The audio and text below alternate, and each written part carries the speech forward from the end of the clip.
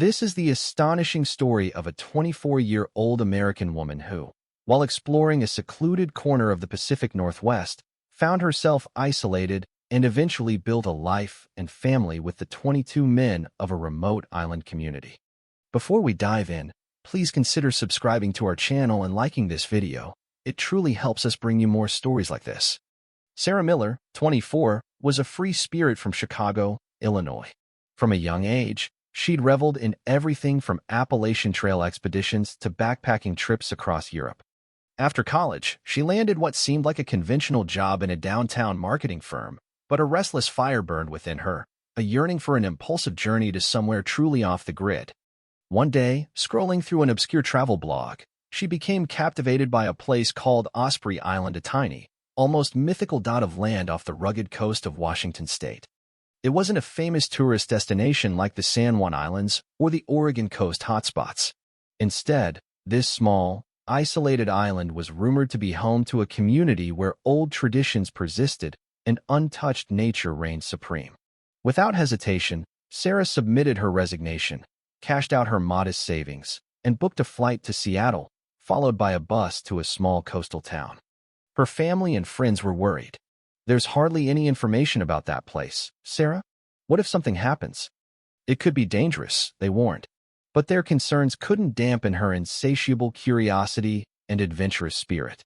"I'm young. I want to see it, and I'll face whatever comes," she thought, her heart pounding with anticipation as she boarded the plane. Stepping off the ferry in the gritty fishing port that was her last mainland stop, the crisp, salty air, the vast, steely gray sky, and the wild, choppy sea greeted her. It felt a world away from the bustling, tourist-filled destinations she'd known. This was quieter, more raw, more elemental. Her plan was vague. Find a local willing to take her near Osprey Island, perhaps to circumnavigate it, and just observe for a month, interacting with the environment. She never dreamed her life was about to change so dramatically.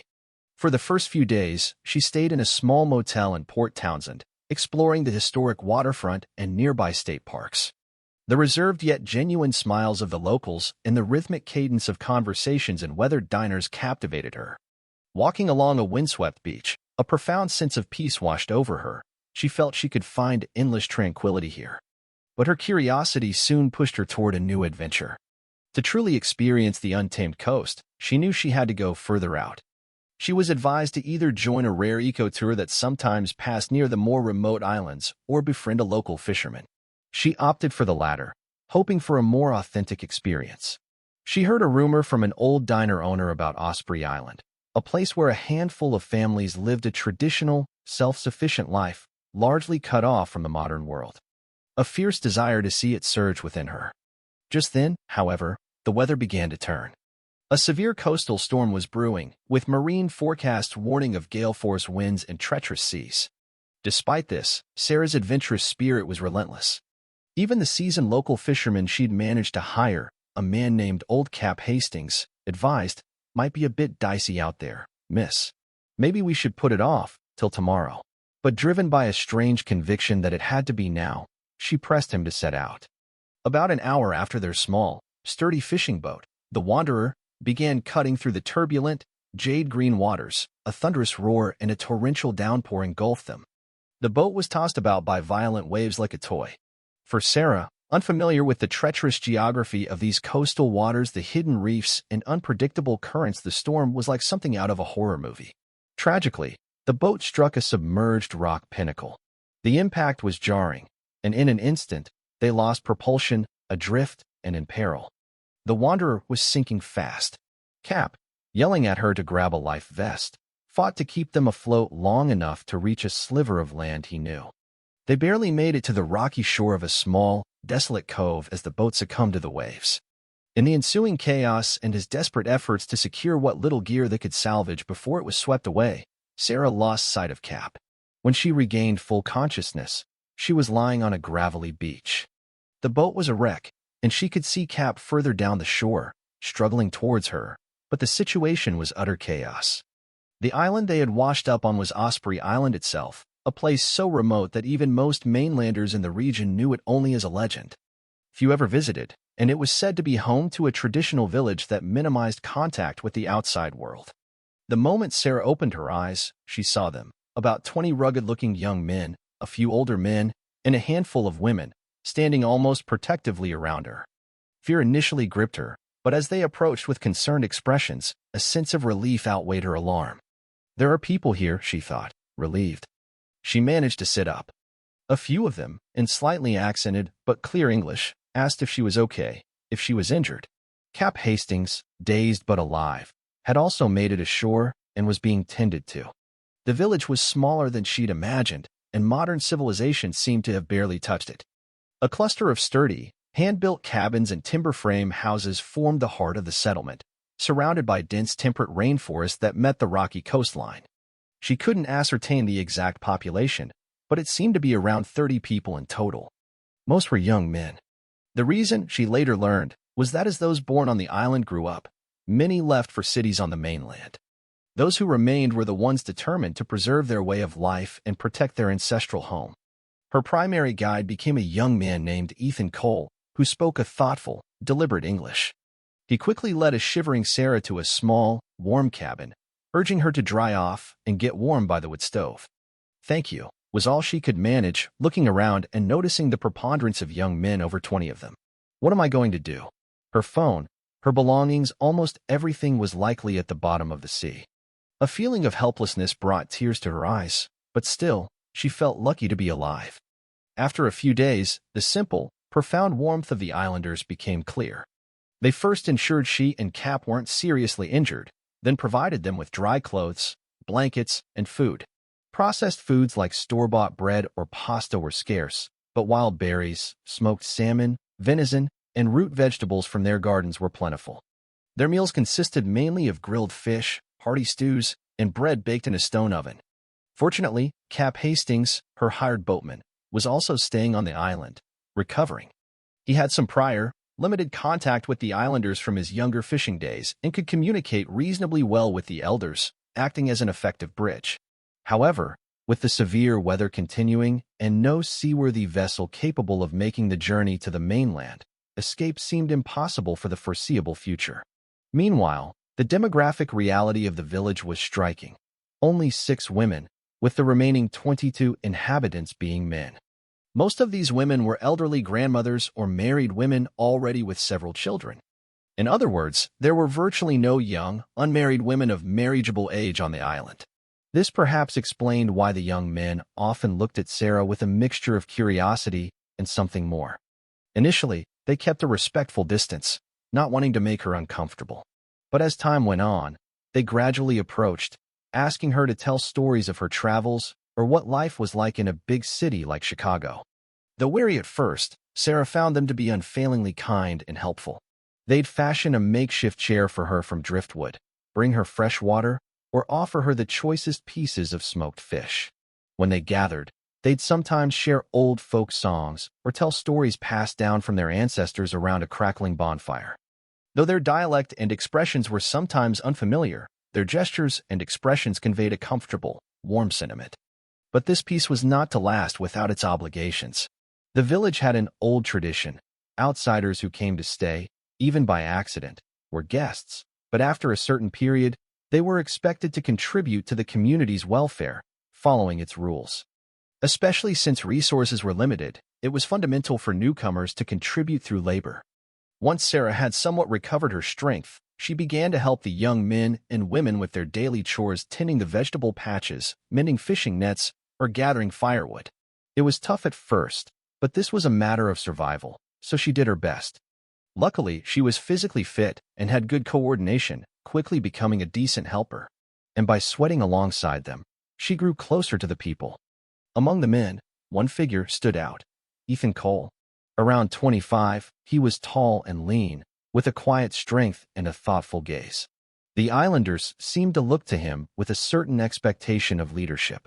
His father had been a respected elder, a sort of informal leader of the community, but had passed away from illness the previous year.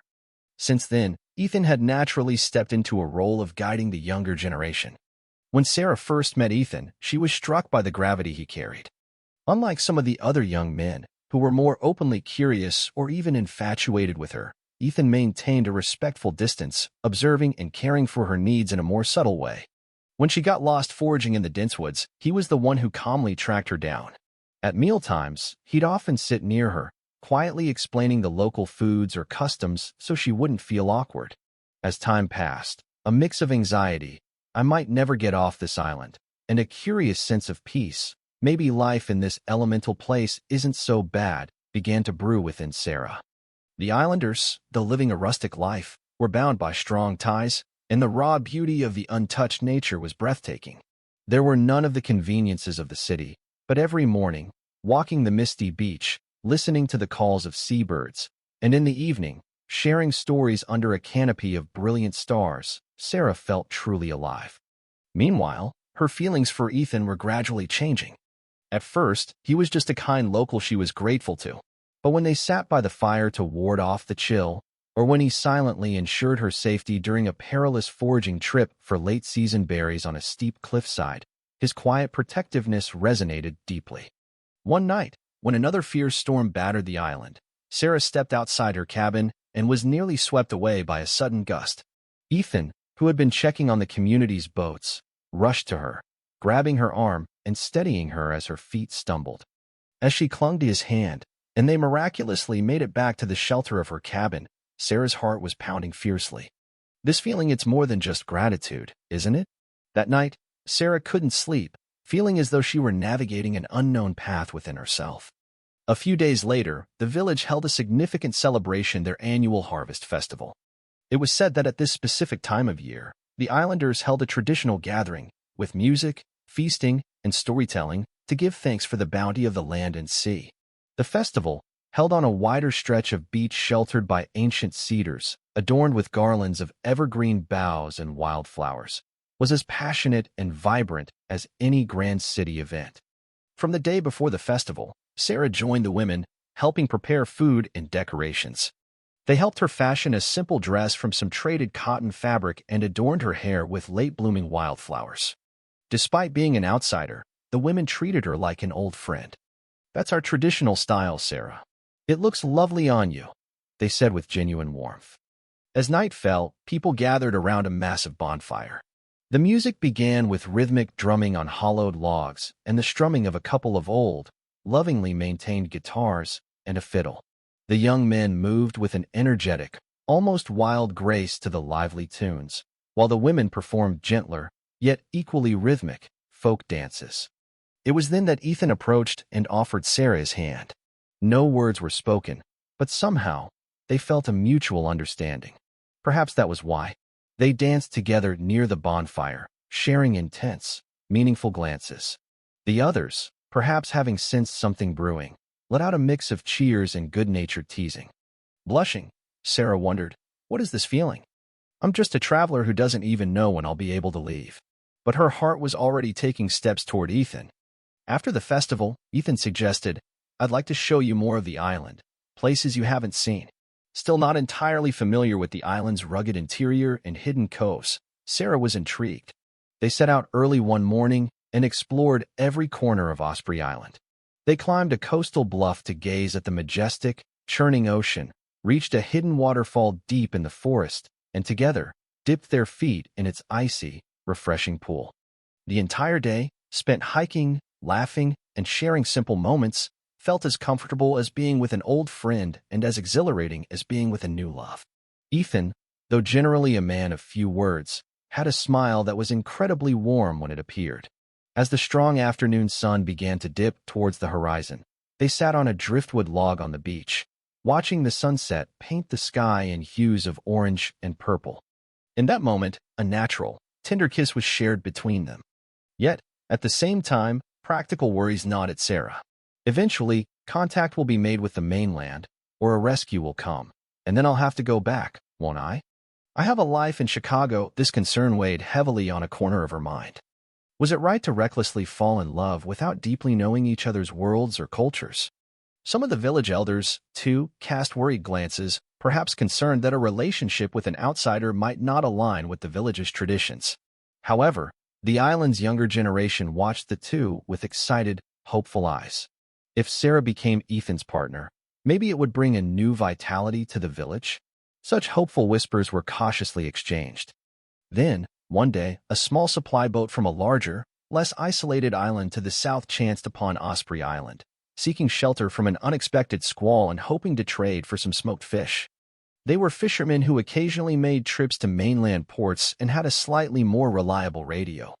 Through them, a flicker of hope for contacting the outside world emerged. Sarah hoped she could report her situation and request rescue. However, the supply boat couldn't stay long.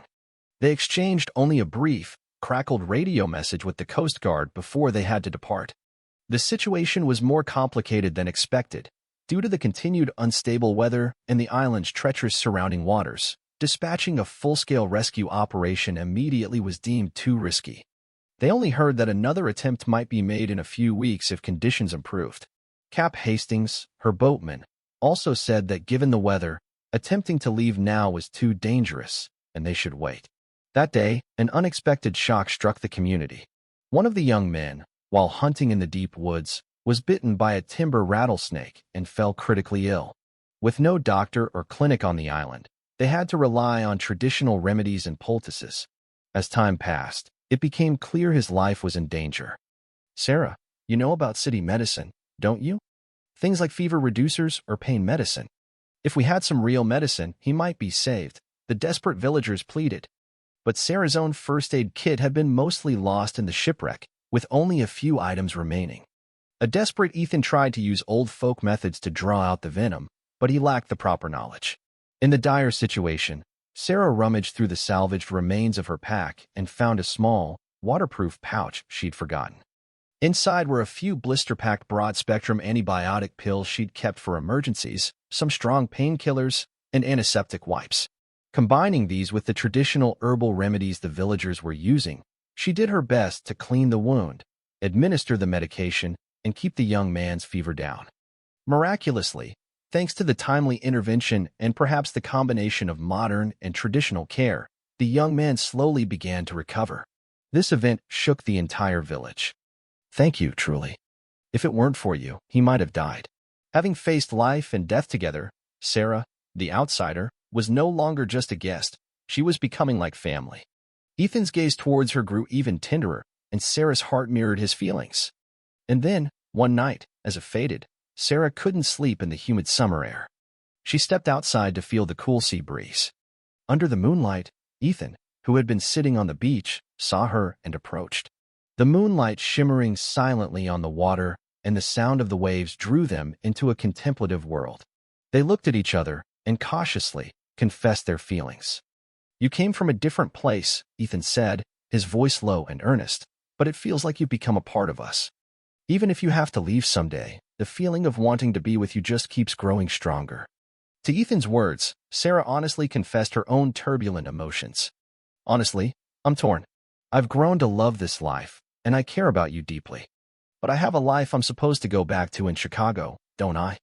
In that instant, tears welled in each other's eyes, and their emotions overflowed as they embraced. Under the moonlight, the warmth they felt from each other filled their hearts. They felt an intense connection, as if they were two souls who had finally found their counterpart, someone they never wanted to lose. That single embrace seemed to say everything words could not. That night, after a long, quiet conversation, in a secluded cabin near the beach, they shared their hearts and bodies with a careful tenderness. It wasn't about desire, but a profound mix of awe, vulnerability, and deep affection, a sacred moment. A pure feeling of wanting to cherish and protect this person, combined with an instinctual, profound emotion she hadn't known in the city, enveloped her. Little did she know that this night would be a pivotal point in determining her future. Several weeks passed. The promised rescue signal from the outside world did not come. The weather remained unpredictable, and the village was busy with the rhythm of self-sufficient life. Amidst this, Sarah began to feel increasingly lethargic and dizzy. At first, she attributed it to the heat and unfamiliar diet, but gradually, nausea and morning sickness became more pronounced. Could it be? She wondered. She remembered a portable pregnancy test she had inexplicably packed originally for a different kind of just-in-case scenario on a previous trip deep in her travel bag. After some effort, she found it at the bottom of her salvaged pouch and, in secret, took the test. She stared in disbelief as it showed a positive result. Pregnant. Dear? It was unbelievable, yet an undeniable fact. Shock, joy, and fear washed over her all at once. When she told Ethan, he looked at her with wide, incredulous eyes, followed by an expression of immeasurable joy and excitement. "This is a blessing from heaven. We're going to have a child? I don't know what to say, but I'm so happy." Ethan grasped her hands tightly, his eyes clearer and brighter than the moonlight. But at the same time, Sarah was troubled. "If a rescue team comes now, I have to go back to the mainland. But I'm pregnant. How will my parents, my friends, react? And can I really stay here and raise a child? Is it even possible to give birth without modern medical facilities?" All sorts of questions swirled in her mind. When the news spread through the village, most people reacted with surprise and joy. For an island that had seen few births in the younger generation for a long time, the arrival of a new life was considered an auspicious sign for the entire community. The elders, especially, exclaimed, "A child who will carry on our lineage is coming. Heaven has blessed us." Of course, there were concerns. What about the birth? There are no professional medical personnel here. However, an elderly woman on the island had learned midwifery skills in her youth on the mainland and confidently stated she could care for an expectant mother using traditional methods. Furthermore, a consensus formed. "If Sarah wishes it, we will all work together to make it as safe as possible for her." Ethan, driven by a profound sense of responsibility towards her and their unborn child, threw himself into his work for the community with even greater diligence. Whenever Sarah expressed sudden anxieties, he would hold her hand and reassure her, "If you truly need to go back, I will find a way to go with you. Or at least I'll do whatever it takes to protect you and our child until you are safe." And so, as she became more and more a part of the island, a small Coast Guard cutter finally appeared on the horizon. This time, the weather had calmed significantly, and a small team had made their way from a mainland station. They had picked up on fragmented radio intercepts suggesting an American citizen might be stranded on Osprey Island. Cap Hastings, the old boatman, rushed out with tears in his eyes. "We can finally go home, Sarah. We're safe." But the reality of being able to leave, which should have been joyous news, now presented Sarah with an even greater dilemma. Do I really leave? Or do I stay here? The cutter was scheduled to depart soon. If she missed this chance, who knew when another rescue or means of transport would come? The islanders, especially Ethan, had complex expressions. "You should do what you feel is right," Ethan said, his voice heavy. "I can't force you to stay. But if you leave, what will happen to you and our child?" The choice was agonizing for everyone. Ethan told her she should return to the mainland for a safe birth in a hospital and, if she wished, she could return to the island later. Other villagers also suggested, why not have the baby in a modern hospital and then come back? The moment of decision was upon her. With heavy steps, she walked to the beach, staring at the waiting cutter, her mind racing through all her memories. But it was her heart that spoke louder than her thoughts. What is the life I truly want, the life I want for my child? I've found a new connection here, a new family, and they've given me everything. Just as the cutter was about to depart, Sarah put down her meager bag. "I'm staying here." At her words, tears welled in Ethan's eyes. The rescue team and Cap Hastings were stunned. But Sarah's voice, though soft, did not tremble. "I'll miss my parents and friends in Chicago.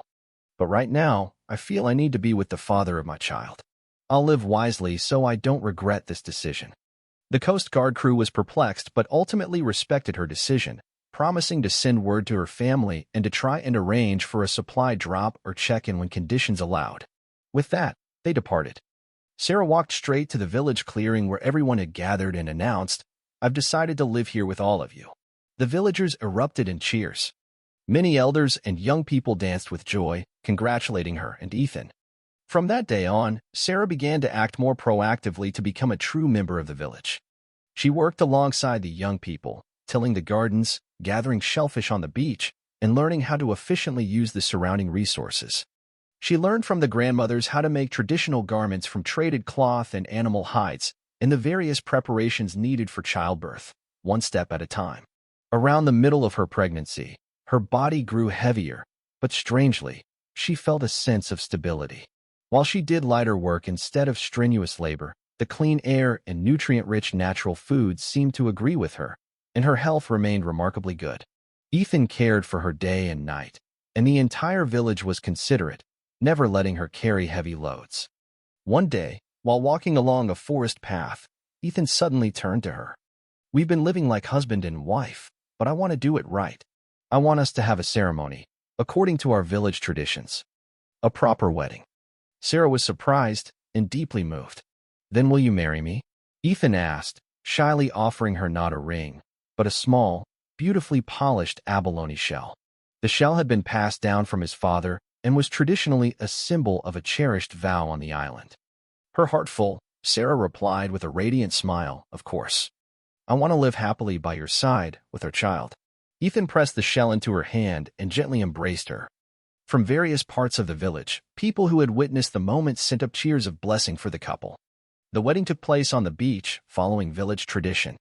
The vast, clear blue-green sea served as the backdrop.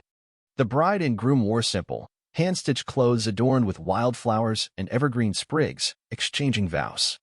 Instead of a wedding cake and champagne, their celebration featured paths strewn with pine needles and petals, and a feast of roasted venison, salmon, wild berries, and hearty bread prepared by the villagers. The sound of drumming, fiddle music, and singing filled the air all night long. The once lonely island seemed to glow brightly with a light of celebration. From that day, Sarah, together with Ethan, settled into one of the traditional village cabins, a true Osprey Island wife. Even if her understanding of their unique phrases or older English wasn't perfect, she communicated through gestures and smiles. The wise care of the elder women was particularly invaluable. During her pregnancy, she sometimes experienced discomfort. If she were in Chicago, she would have gone to a hospital for various tests. But here, the grandmother's herbal remedies and the attentive care of the village women were a great source of strength. Of course, she knew that such a birth method could be risky in the modern world, so she wasn't entirely without anxiety. Yet, the unwavering conviction of those around her that she could give birth safely here, and the daily sensation of her baby's movements, fostered a strange confidence within her. Finally, one night, as her due date arrived, labor pains began suddenly. The villagers sprang into action. Water was heated, a clean space prepared for the baby's arrival, and the eldest woman, an experienced midwife, directed the other women as they bustled with preparations. Ethan, though anxious and restless, stayed by her side, wiping her sweat and holding her hand tightly. Labor was long and arduous. Without the option of an epidural or hospital facilities, Sarah, trembling, endured the pains, waiting for her child to arrive. The old midwife repeatedly instructed, "Breathe slowly. Now push, dear," while other women encouraged her with words like, "You're doing great. You can do it." And then, after several hours, the cry of a baby finally echoed into the night sky. Wah! Exhausted but overjoyed, Sarah wept with relief. "Our baby!" Ethan, as if witnessing a miracle, gently took the newborn. "Thank you, Sarah. You did so wonderfully," he whispered, tears falling onto her shoulder. The entire island was enveloped in a festive atmosphere. Villagers kept bonfires lit throughout the night, dancing and singing to celebrate the baby's birth. Sarah, utterly spent, quickly fell asleep. While she slept, someone suggested a name for the baby, a nature-inspired name reflecting their world, River. Sarah and Ethan gladly accepted the name. From that day, baby River became the new hope of Osprey Island. After River was born, Sarah's life changed completely. She woke to the baby's cries and spent late nights nursing and soothing him. However, with the help of the village women, childcare was not a solitary burden, but a communal effort. Everyone helped care for the child, ensuring Sarah could get some rest. Ethan worked even more diligently, procuring food and water for his wife and child. If necessary, he would make perilous trips in a small, reinforced boat to trade with other remote coastal settlements for essential supplies or medicine. Each time River smiled or giggled, Sarah felt a deep gratitude for the life she had chosen. During this time, contact with the outside world was sporadic. When the seasons allowed for safer sea travel, small fishing or supply boats from other islands or the mainland would occasionally stop by. Each time, Sarah would send news to her family in Chicago, sometimes writing simple letters. Her parents, she learned, were initially devastated by her decision but had gradually come to respect her choice. "If you're happy and healthy, that's all that matters. Just promise you'll bring our grandchild to visit us someday," they wrote. And so, months turned into years. Sarah had fully become an Osprey Island wife and mother. River grew up bright-eyed and healthy, and the villagers seemed to project all their dreams and hopes onto the child. Though it was an isolated island, it was no longer an unfamiliar or frightening place. Here, there was love, and there was a new generation. One day, Sarah walked along the beach, reflecting on her past. The adventurous young woman who had quit her job and set off alone. The terror she felt when she was shipwrecked on a remote island. The confusing days spent among people of a vastly different way of life. And now, married to Ethan Cole, an Osprey Islander, having born and raising their child. I never could have imagined my life would change so much, she mused, smiling as she stood on the sandy shore. Just then, Ethan approached, holding a laughing river, and asked, "We're heading to the high meadows to check the berry patches. Want to come along?" She smiled.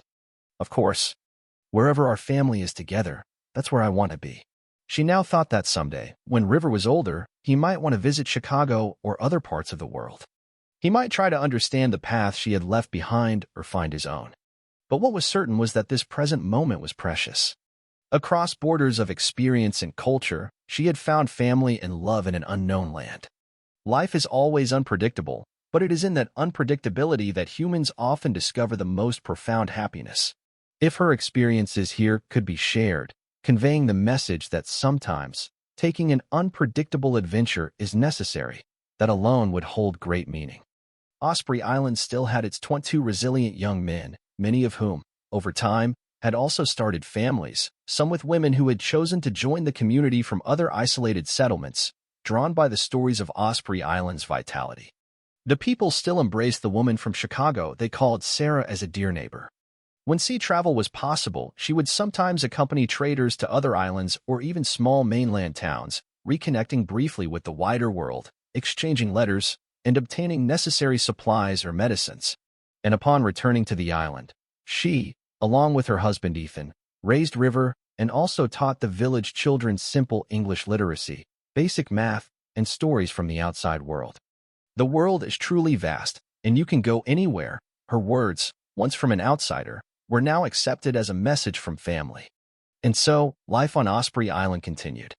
There were hard days and unexpected challenges, but the solidarity of family and villagers was always the key to overcoming them. Isolation was no longer a source of despair, but another way to protect themselves, a foundation for mutual support. Perhaps this story is about a young woman discovering her true life through harsh adventure and love. And at the same time, it's a story of how different ways of life can blend to create new families, fostering warm hearts, and hope, a story that might actually be happening somewhere in the world. Several more years passed. Sarah and Ethan had built a strong foundation for their family based on mutual trust and love. Osprey Island, while still retaining its wild, natural beauty, was subtly changing. The life within the village, shaped by the collaborative efforts of the islanders and Sarah's family, grew warmer and more vibrant. Sarah, having long overcome the trauma of her journey and shipwreck, now a mature and confident mother, felt a surge of happiness each morning watching River, and later their second child, a daughter they named Sky, wake with smiles. Her children grew up immersed in the island's nature and traditional culture, learning folk songs, dances, and the unique cadence of the islanders' speech from the village elders. The children's laughter and the sense of vitality that spread throughout the village became a beacon of hope not only for their family but for all the island's inhabitants. Ethan supported Sarah, and as a father and a respected community member, he cared for his family with ever-increasing responsibility. His daily routine, waking early to tend their gardens, fishing and hunting to provide for his family and neighbors, became an example for the younger men in the village, who learned from him the profound values of life. The polished abalone shell, once a simple promise, now symbolized the eternal bond of family and community. Meanwhile, Sarah not only nurtured peace within her home but also fostered a deep connection with the island. At the annual harvest festivals, stories she shared from her life in Chicago and news from the wider world blended with the islanders' traditions, creating a new cultural fusion. Sarah would tell the village children American folktales and songs, while simultaneously learning and sharing the traditional stories of Osprey Island passed down by the elders, practicing a harmony of two cultures. Thanks to this, the island was enriched not by an outsider's imposition, but by the mutual enhancement of different cultures. One mild spring day, the family had a picnic on a small hill at the edge of the island. Under the warm sun, Ethan had packed a basket with fresh berries, smoked fish, and crusty bread he'd baked. Sarah had prepared some dishes her children loved: simple sandwiches, a thermos of hearty soup, and some foraged green salad. River and sky ran freely on the grassy slope, their songs mingling with the sound of waves carried on the breeze. That afternoon, the family joined the entire village for a quiet gathering, a communal meal that was less about feasting and more about sharing respect and love. The blend of traditional, practical island clothing with small, modern touches people had acquired or made seemed to symbolize the harmony of past and present, of their isolated haven and the distant world. Sarah wished she could capture these moments forever, like photographs in her heart. Each smile, each shared glance, and the underlying gratitude in those moments reaffirmed that her life here was not mere survival, but true happiness. As time went on and her children grew, beginning to dream their own dreams, Sarah and Ethan decided to help them learn about the island's traditions while also encouraging them to explore the world's diverse possibilities. These changes presented new challenges and opportunities for the villagers, and Sarah's family significantly contributed to the community's development. On days when Ethan took the children out on the boat to teach them about the sea, Sarah would watch them from the shore, her heart full, joining the villagers in evening songs as they returned. The land and sea that provided for their children's future were a testament to Ethan's love and dedication, enriching the entire village. Gradually, the remote island village began to adapt to some waves of modernity. The changes initiated by Sarah and Ethan's family, serving as a model, spread to nearby isolated homesteads. Villagers slowly embraced new knowledge and technologies through careful, limited interactions with the outside world. Regular gatherings and educational programs were held in the newly built community hall, where families shared stories, offering each other hope and encouragement. One day, a small development project, supported by a state environmental and community agency, was introduced, aimed at improving the quality of life for remote communities while preserving their unique heritage. The project brought modest improvements: better maintained pathways, a more reliable radio communication system, and a small, regularly supplied medical outpost staffed by a rotating nurse practitioner. Sarah's family, of course, benefited from these changes, which signified new and positive developments for both her family and the community. Modern medical access significantly reduced the risks associated with childbirth and illness, ensuring young children could grow up healthier. A few donated solar-powered tablets and rugged laptops greatly aided the children's studies in the small school, and even the village elders could now access world news and connect with distant relatives if they had any. Sarah felt she was directly realizing the dreams and hopes she had wanted to impart to her children, feeling immense pride as she watched each family member grow. Ethan continued to work the land and sea with vigor, a steadfast provider for his family. Sarah devoted her time to the health and happiness of her family, her cooking, and her garden. Amidst all the changes, the most prominent feature was the love within the family. Sarah and Ethan, grounded in deep trust and understanding, respected each other's opinions and designed their future together.